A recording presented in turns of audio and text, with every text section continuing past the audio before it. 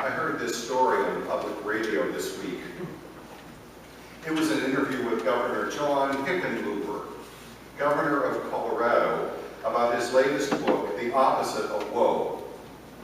In the interview, he told us how he came up with the title, recalling an incident when he was a boy in school. An innovative teacher asked one student, "What is the opposite of joy?" The student replied, "Sadness." She then asked another, "What is the opposite of depression?"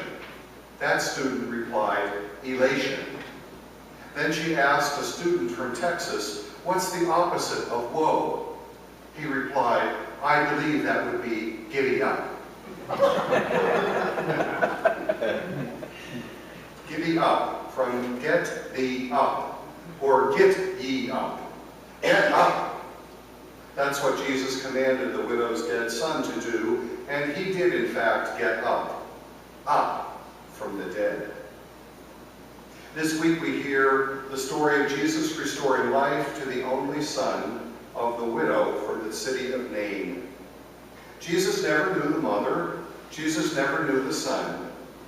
He simply sees the mother's grief as she walks alongside the wooden funeral bier carried by 6 pallbearers, upon which lay her dead son, her only son. Jesus was always disturbed when he was in proximity to death, because since the time of Adam and Eve, death was the only arena in which Satan had exclusive power.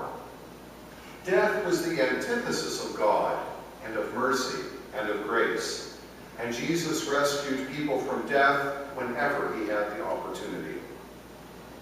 We see that today Jesus heals by touching and by speaking.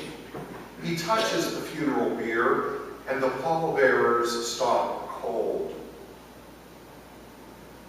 Touching the funeral rack of a dead person was forbidden to a practicing Jew. It made you ritually unclean, unable to attend the synagogue, and requiring cleansing rituals to restore you to good kosher standing. In the face of death, and seeing the grief of the mother, the compassion of Jesus breaks through the ritual requirements of the law.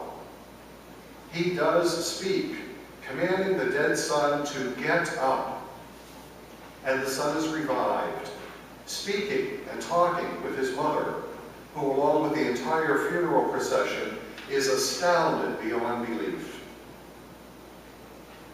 St. John names these events as signs. Signs that Jesus performed throughout his earthly ministry, manifesting or showing his godly powers and glorifying the Father who sent him. It's tempting to get stuck in the sign, pondering the miracle of the Son's resuscitation, but to do so robs us of the greater truths to which the sign is pointing. Healings, or in this instance, the resuscitation back to life of the widow's son, are primarily about restoration, and usually about restoration to the greater community.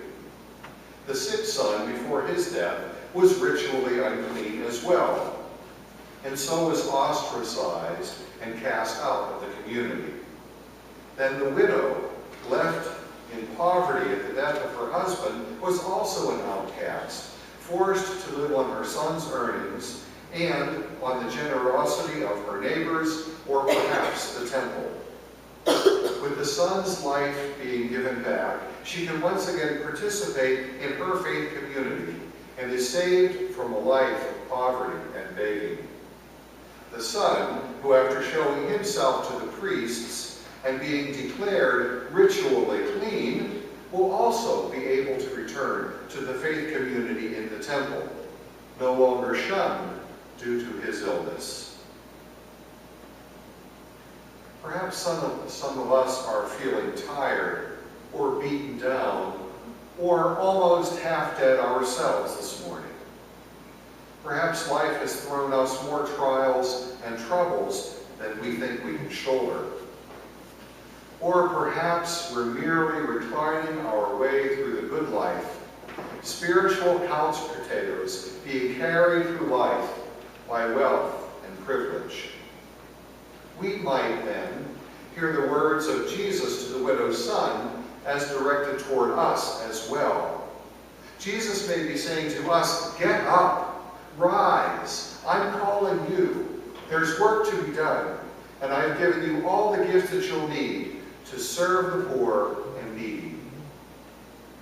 And perhaps we'll respond like the widow's son. Sleepers awake, cried the watchman.